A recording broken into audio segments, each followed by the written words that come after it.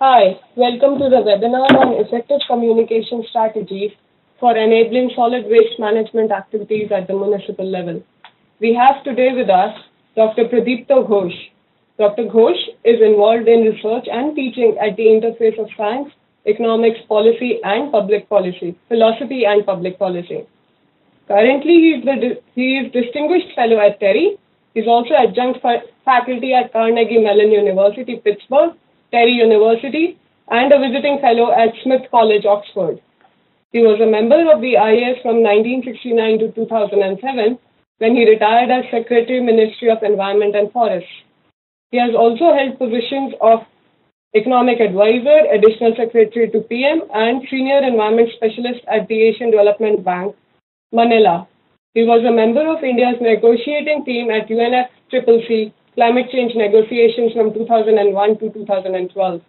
He has a PhD and MPhil in economics and policy analysis from Carnegie Mellon and a BTech in chemical engineering from IIT Delhi and has received alumni achievement awards from both these institutions. I hand over to you, Dr. Ghosh, to take us through. Thank you for being here with us. And just for the participants, we will reserve the questions for after the presentation. Thank you, sir. Okay, thank you, Shivani, and good afternoon to all of you from TERI in New Delhi. And we have a 1-hour webinar on effective communication strategies for enabling solid waste management activities. And so I have a brief presentation. We will go through the presentation. And after that, we would invite your questions and comments. And I have with me Shivani and Rajshri. Rajshri is from our communications division and Shivani is from our solid waste management division, who will also field some of your comments and questions. So first to the presentation. Municipal solid waste rules were notified in 2016 after a gap of 10 years. And they outline specific roles and responsibilities for the waste generators and urban local bodies. The rules specify creating public awareness through information, education, and awareness campaigns to educate the waste generator on not littering, minimizing waste generation and reuse of waste, and segregation of waste and composting. But there are a number of challenges which are faced by the municipalities which have to implement these solid waste management rules. For example, there is the well-known phenomenon of NIMBY, not in my backyard. There is a political counterpart to this, NIMTO, for politicians who want to get re-elected, and it reads as not in my term of office. And this attitude is a deterrent in changing the existing waste disposal practices and also to setting up of waste processing facilities. And implementation of segregation at source into biodegradable, non-biodegradable. This is another challenge faced by the municipalities. Waste burning. This is a very important contributor to urban air pollution. And urban waste and leaves, their burning is another issue that corporations have to deal with because workers find it easier to burn them instead of transporting the waste to the Thalau or burying the leaves in the ground respectively. There's another problem of land use. Now, for example, the city of Delhi, it generates 9,620 tons of municipal solid waste per day on average. And establishing decentralized waste processing plants cannot be a feasible solution. On the other hand, centralized plants require a large capital investment and waste has to be transported over large distances to the centralized plants. And so there is always a challenge of setting up an optimal mix of centralized and decentralized waste processing plants to tackle the problem. Littering, people dropping plastic bags, cigarette butts, and so on. This is another issue that cities and villages in India have to deal with. Now let's look at the hierarchy of waste-related issues. Now, communication is imperative for implementation of the solid waste management rules among the stakeholders. And the stakeholders include waste generators and waste collectors. There are also issues of waste reduction, of reuse of waste, and of recycling of discarded materials.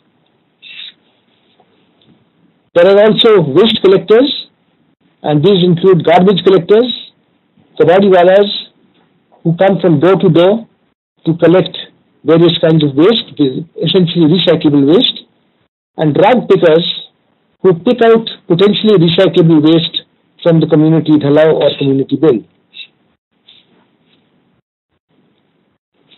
Now, who are the stakeholders involved?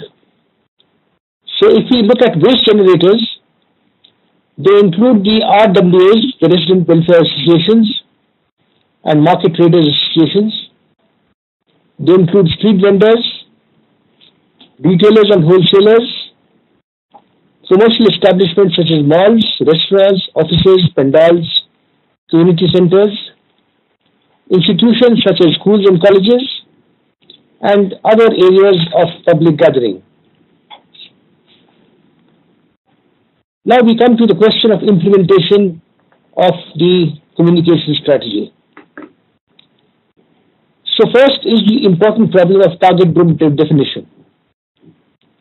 We have to identify which are the groups among the stakeholders in which particular communication efforts are to be directed. And this would enable proper direction of actions and initiatives. We have to understand what the starting point is. So we have to catch hold of the stakeholders right at the beginning, that is the households, and thereafter ensure that the entire chain is addressed. We have to inform the audience, and this includes what is the appropriate media for that particular audience, what is the language of communication. We have to involve the audience.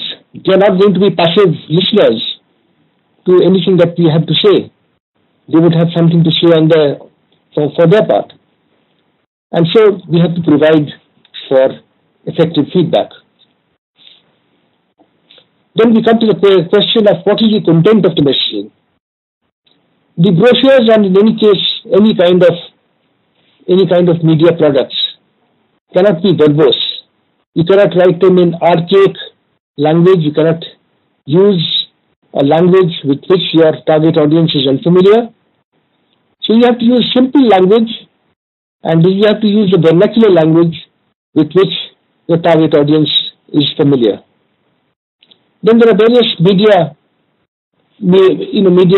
outlets, for example, posters, radio talks, advertisements on billboards and buses, TV advertisements, as well as TV programs, and so on. So let's look at some of the types of messages by activity and target group. For example, for waste burning, the target audience would comprise the sweepers, the municipal sweepers. And the focus of the message should be process of burying the leaves, for example, and transporting the waste to the dhalas and to associated laws. When it comes to segregation, the Solid Waste Management Rules 2016 provide for 2 years for implementation of this particular activity. The target audience are households.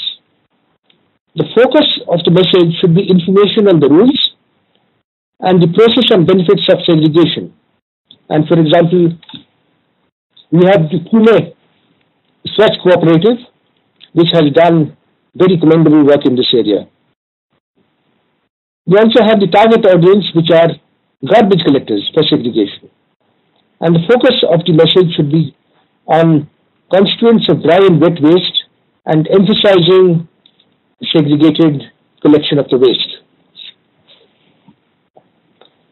So remaining with segregation, the target audience also includes institutions such as schools, and within schools we have eco clubs. The content of the message could be on information on the responsibilities of waste generators, and they could in turn be involved to generate awareness. Another target audience are the resident welfare associations. They could act as a medium of dissemination of rules and for monitoring, and the content of the message should be the provision of the Solid Waste Management Rules 2016 and the process of segregation. Now, when it comes to decentralized composting, the target audience would include RWAs, resident welfare associations, and the focus of the message should be successful examples of community involvement, such as Pune, and then they would also need to have a list of decentralized compost machine manufacturers. Now we come to the question of recycling, and setting up a system of collection is imperative, and the target audience includes RWAs and market trade associations and relevant institutions. And the content of the message would be on recyclable items and information on the system such as drop-off points and schedules of pickup.